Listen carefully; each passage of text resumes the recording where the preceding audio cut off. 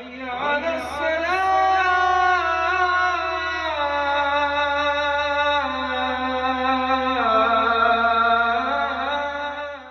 قسم کی تعریفات اکیلا اللہ وحدہ لا شریک لہ کے لیے لائق وظیفہ ہو، ان گنت لا تعداد بے شمار صلاۃ و سلام ہو محمد الرسول اللہ صلی اللہ علیہ وسلم کی ذات اقدس پر۔ اللہ رب العزت کا قرآن کریم میں ارشاد ہے، اعوذ باللہ من الشیطان الرجیم، انما المؤمنون اخوہ فاصلحوا بین اخویکم واتقوا اللہ لعلکم ترحمون۔ یقیناً بے شک یہ ایمان والے آپس میں بھائی بھائی ہیں، اور فاصلحوا بین اخویکم، اپنے بھائیوں کے درمیان اس بھائی چارگی میں ایک دوسرے کے ساتھ اصلاح اور خیر خواہی کا معاملہ کرو، ایک دوسرے کے ساتھ صلح کو قائم کرو، اور اگر دو لوگوں میں اختلاف ہو جائے تو ان کے درمیان اصلاح کراؤ۔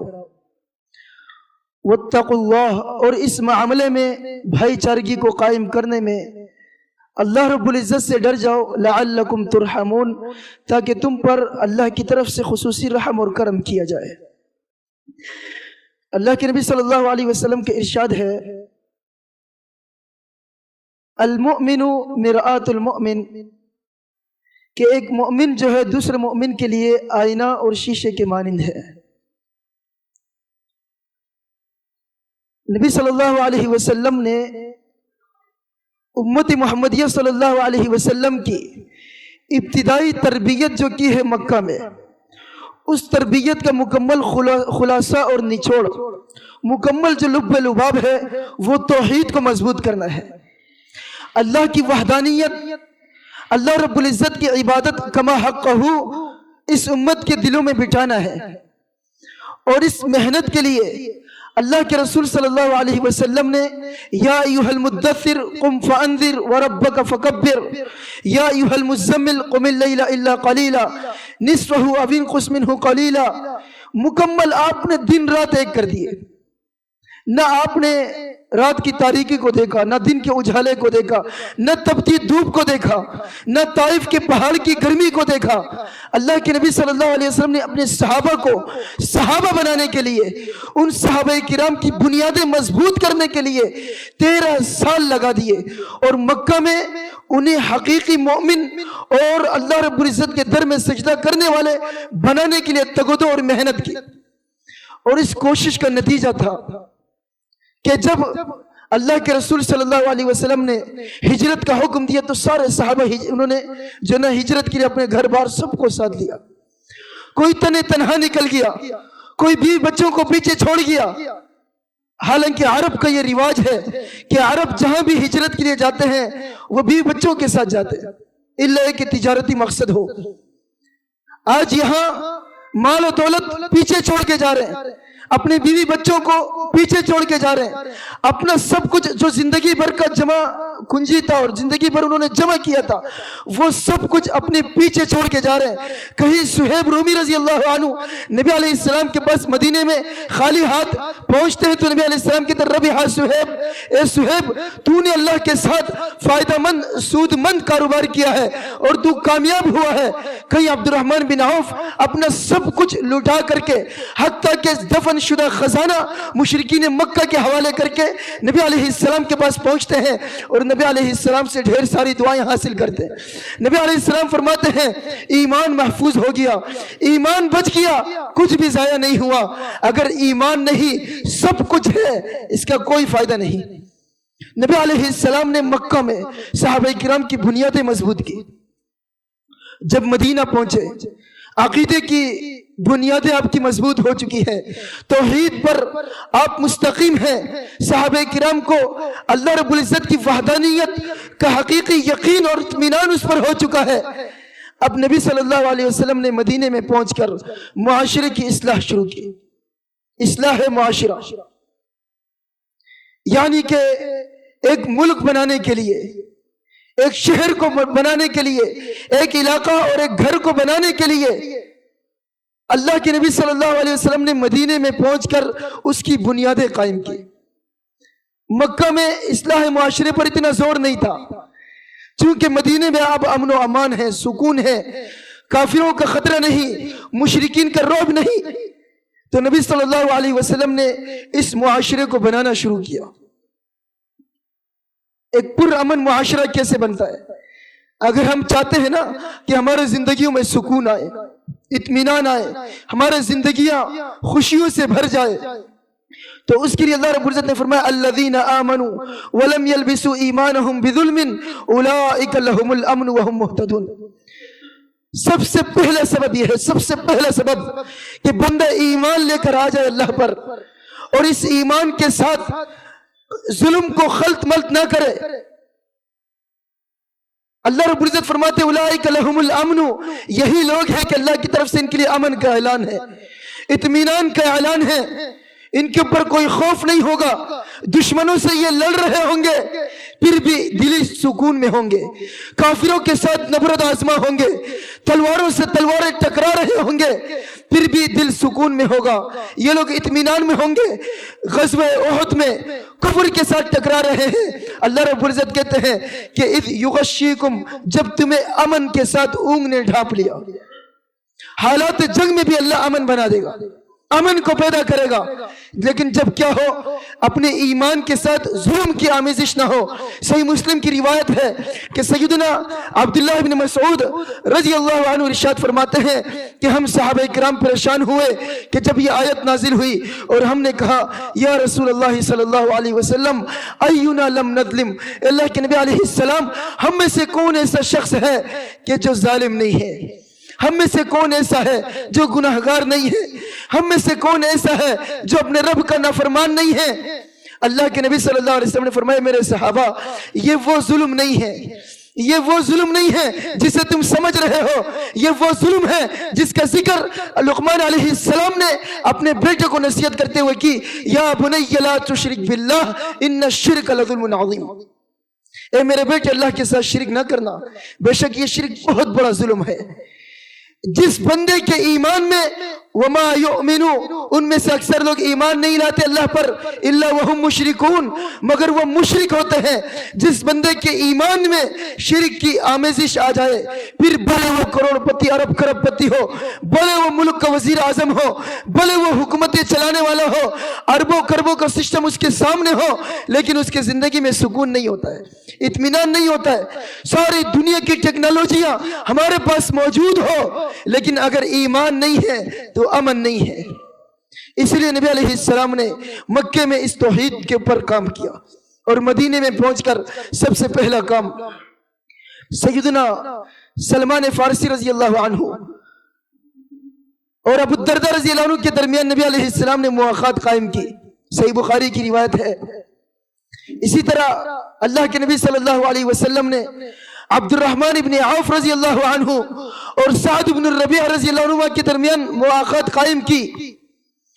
سیدنا سعد بن ربیع کہتے ہیں کہ جب اللہ کے نبی صلی اللہ علیہ وسلم نے ہم پہ مجھے اور عبد الرحمن بن عوف کو بھائی بھائی بنا دیا، تو عبد الرحمن بن عوف اپنا سب کچھ مکے میں چھوڑ کر آئے تھے۔ میں نے کہا کہ عبد الرحمن، میرے 2 باغات ہیں، ان میں سے جو بہترین پھل اور فروٹ اور دیگر فصلیں کھیت ہے وہ میں آپ کو دے دیتا ہوں، اور جو دوسرا باغ ہے وہ میں اپنی ملکیت میں رکھتا ہوں، آپ اس میں اپنا کام کاج کیجئے، اپنے لیے گزر بسر کیجئے، اور میری 2 بیگمات ہیں، ان میں سے میں ایک کو طلاق دے دیتا ہوں، آپ اس سے عدت گزرنے کے بعد نکاح کر لیجئے۔ یہ ہے مواخات، یہ ہے بھائی چارگی، یہ ہے ایمان کا تقاضا کہ اپنے بھائی کے لیے اپنا سب کچھ قربان کر دینا۔ اسی لیے تو صحیح بخاری مسلم کی روایت ہے، سیدنا انس بن مالک رضی اللہ عنہ فرماتے ہیں کہ اللہ کے نبی صلی اللہ علیہ وسلم نے فرمایا لا یؤمن احدکم حتی یحب لاخیہ ما یحب لنفسہ، تم میں سے کوئی شخص بھی اس وقت تک ایمان والا نہیں ہو سکتا، اس وقت تک مومن نہیں ہو سکتا جب تک اپنے بھائی کے لیے وہ پسند نہ کرے جو اپنے لیے پسند کرتا ہو۔ آج ہمارا کیا حال ہے؟ آج ہمارا اپنے بھائی کے ساتھ معاملہ کیسا ہے؟ اپنے پڑوسیوں کے ساتھ معاملہ کیسا ہے؟ وہ بھائی وغیرہ دور کی بات ہے، سگا بھائی والدین اپنے بیوی بچوں ہم ان کے ساتھ فراڈ کرنے کی کوشش کرتے ہیں، ہم اپنے بیوی بچوں کو دھوکہ دینے کی کوشش کرتے ہیں، ہمارے معاملات ایسے ہیں کہ بس میرا کام بن جائے، بس میرا معاملہ سیدھا ہو جائے، بس میں صحیح اس پر چل پڑوں، بھلے سامنے والا نقصان میں ہو، سامنے والا پریشان ہو، سامنے والے کا کام بنے یا نہ بنے۔ میرے محترم ساتھیوں، اللہ صلی اللہ علیہ وسلم نے یہ مواخات قائم کی۔ عبد الرحمن بن عوف رضی اللہ عنہ نے کہا کہ اے سعد، اللہ رب العزت آپ کو آپ کے مال میں، آپ کے اولاد میں برکت دے، آپ مجھے بازار کا راستہ دکھا دیجئے۔ وہ خود غرض، وہ اپنے پاؤں پر کھڑے ہونے والے، لوگوں کے آگے ہاتھ نہ پھیلانے والے، محنت کش تاجر لوگ تھے، انہوں نے کہا کہ مجھے بازار دکھائیے، تو بازار کا راستہ دکھایا گیا۔ چند دنوں میں ہی آپ اتنے بہترین فائدہ مند اور اعلیٰ قسم کے تاجر بن گئے کہ آپ نے شادی بھی کر لی۔ ہمارے ہاں یہ ہوتا ہے کہ جب تک ایک بڑا کاروبار نہ بن جائے ہم نے اپنے بچوں کی شادی نہیں کروانا ہے۔ نہیں میرے محترم ساتھیوں، یہ شادی خود رزق میں برکت کا ایک ذریعہ ہے۔ اللہ رب العزت فرماتے ہیں یکونوا فقراء یغنیہم اللہ، اگر یہ نکاح کرنے والے، شادی کرنے والے، پاک دامنی اور عفت اور عصمت کو اختیار کرنے والے، اللہ کے نبی کے طریقے کو اختیار کرنے والے، یہ مغربی ممالک، یہ یورپی جو اسلام کے دشمن ہیں، اپنی نظریات کو اسلامی ممالک میں پھیلانے کی کوشش کر رہے ہیں۔ ہر وہ بندہ جو شرعی نکاح کی طرف آگے بڑھتا ہے وہ اس مغربی تہذیب کو اپنے پاؤں تلے رونتا ہے اور دنیا کو بتاتا ہے اے مغرب والو، ہم تمہاری تہذیب کو نہیں مانتے، ہم تمہاری بے حیائی کو نہیں مانتے، ہم تمہاری فحش فلموں اور ویڈیوز کو ہم نہیں مانتے۔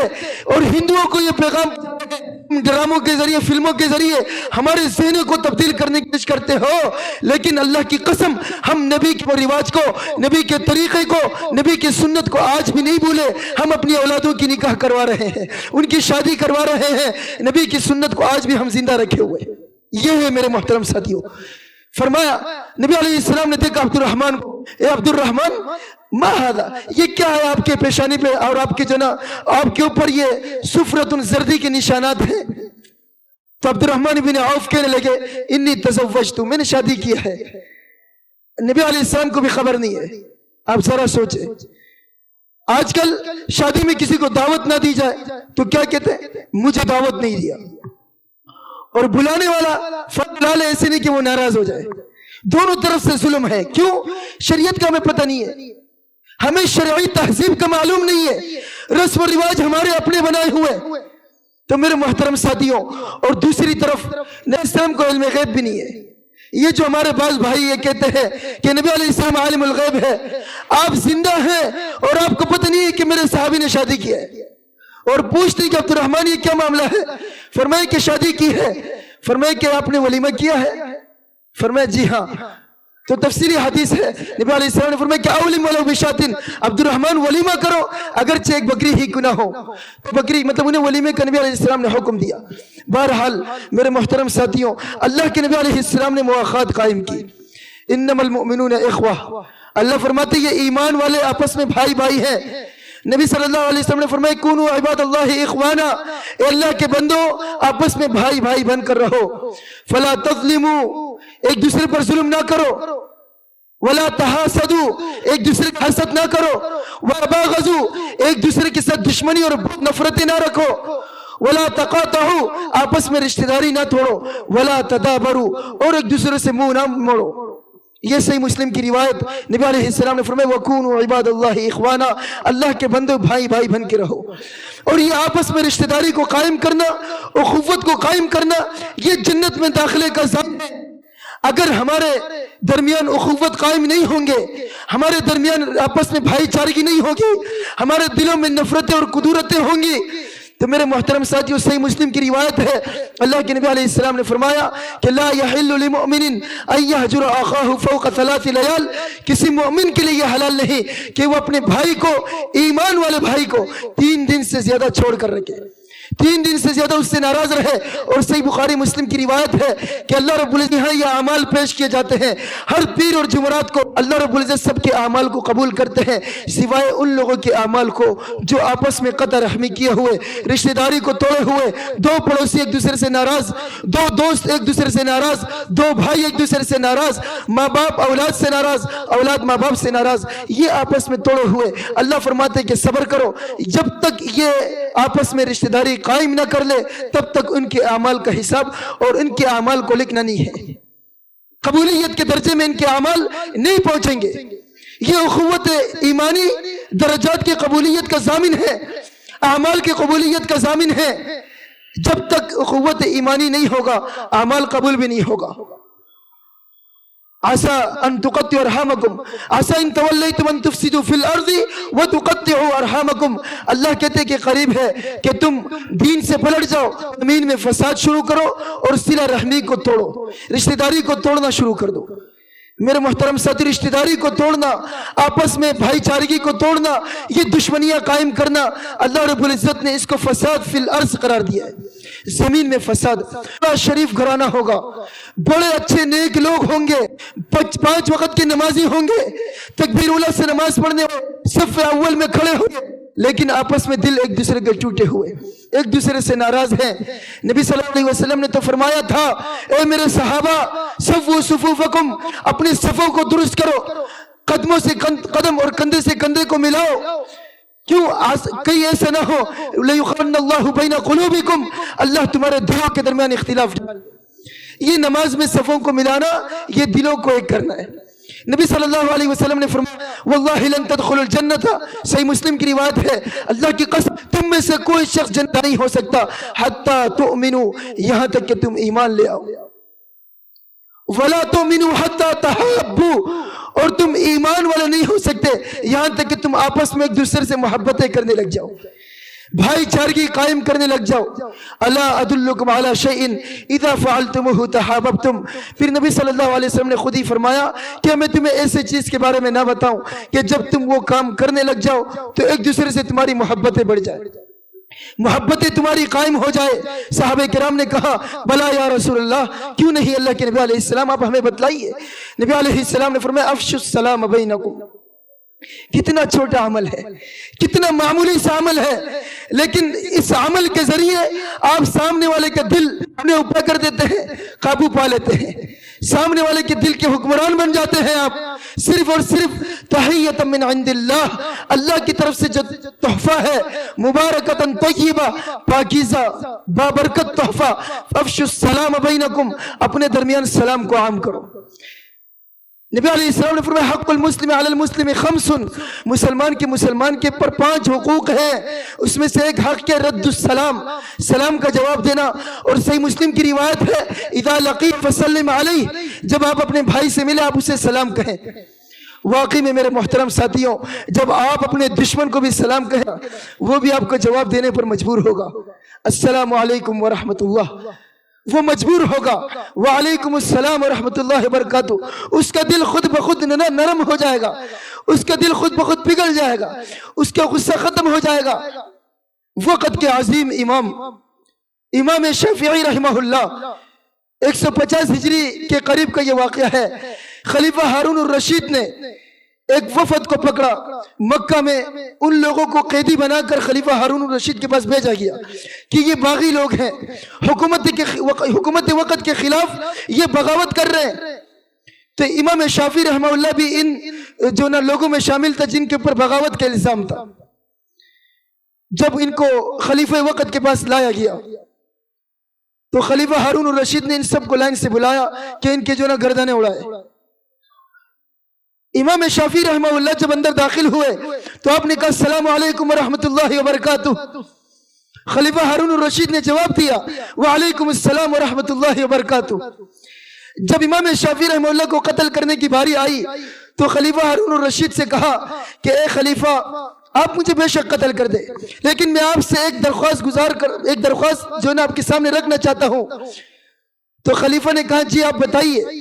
इमाम शाफी रहमहुल्लाह ने कहा कि आपने मेरे जान की सलामती मुझे नहीं दी, کیا آپ نے مجھے ابھی نہیں کہا وعلیکم السلام ورحمۃ اللہ وبرکاتہ کہ آپ پر بھی اللہ کی طرف سے سلامتی ہو، اللہ کی طرف سے رحمتیں ہو، اللہ کی طرف سے برکتیں ہو؟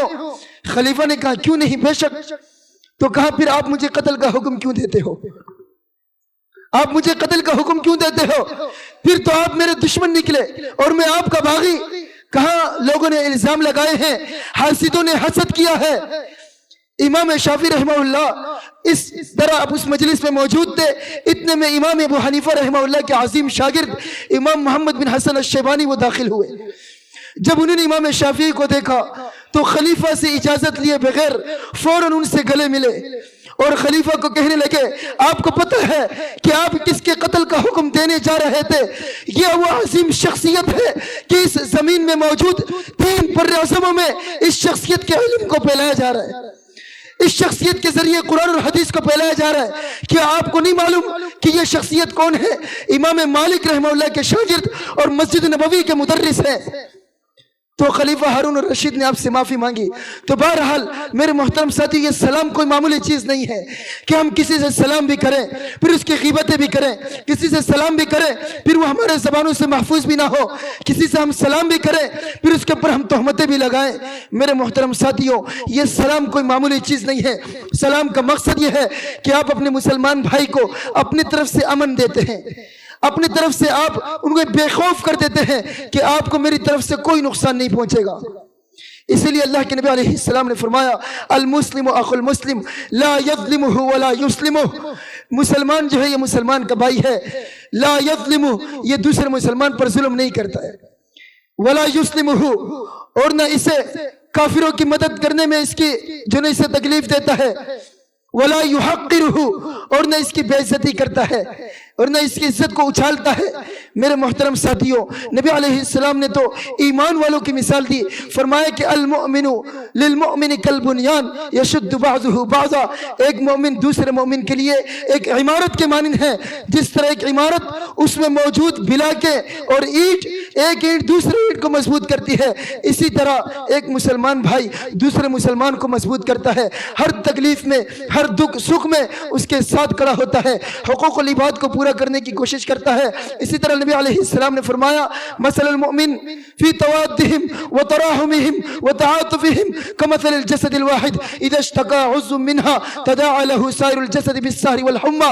یہ صحیح بخاری مسلم کی روایت کہ مومنین کی مثال، ایمان والوں کی مثال ان کی آپس میں محبت کرنے میں، ایک دوسرے کے ساتھ رحم دلی میں، ایک دوسرے کے ساتھ شفقت کرنے میں، معاملات کرنے میں، لین دین میں، سب چیز میں ایک جسم کے مانند ہے کہ اذا اشتکا عضو منہا، اگر جسم کے ایک ٹکڑے کو تکلیف پہنچ جائے تداعی لہ سائر الجسد تو سارا جسم پوری رات بے چینی میں گزرتا ہے، تڑپتا ہوا۔